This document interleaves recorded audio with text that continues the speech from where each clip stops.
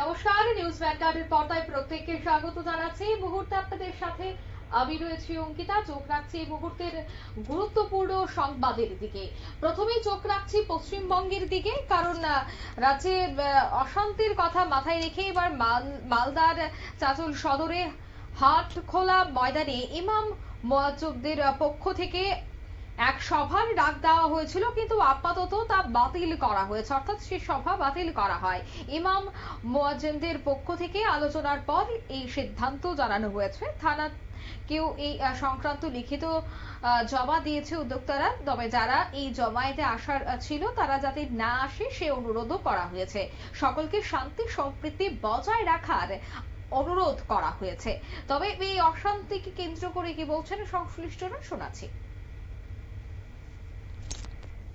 এই মুহূর্তে আমাদের সিদ্ধান্ত হলো রাজ্যের পরিস্থিতি মাথায় রেখে আগামী যে রবিবার 13/4/2025 চাঁচল হাটখোলা যে প্রোগ্রামটা হওয়ার ছিল আমাদের ওয়াকফ বোর্ড আইনের বিরোধিতায়, সেই প্রোগ্রামটা চেঞ্জ করা হলো, অর্থাৎ বাতিল করা হলো। এই কারণে যে আমরা চতুর্দিকে শুনতে পাচ্ছি যে সমস্ত অশান্তি ঘটছে, যেন আমাদের বলা যায় না এখানেও হতে পারে না, এরকম কোনো ব্যাপার নাই, হতেও পারে। যার জন্য আমরা আগে থেকে রাজ্য সম্পাদক সাহেবেরও নির্দেশ এবং জেলা থেকেও জেলার সম্পাদকেরও নির্দেশ এই প্রোগ্রামটা পিছিয়ে দেওয়ার জন্য। যার জন্য আমি উত্তর মালদা ইমাম মুয়াজ্জিন সেবা সমিতির পক্ষ থেকে যে এই ওয়াকফ বোর্ড আইনটা প্রত্যাহারের কারণে যে সমস্ত এলাকার মুসলিম জনগণকে একত্রিতভাবে একটা বৈঠক করার সিদ্ধান্ত ছিল, সভা করার সিদ্ধান্ত ছিল, সেই সভাটা বাতিল করা হলো।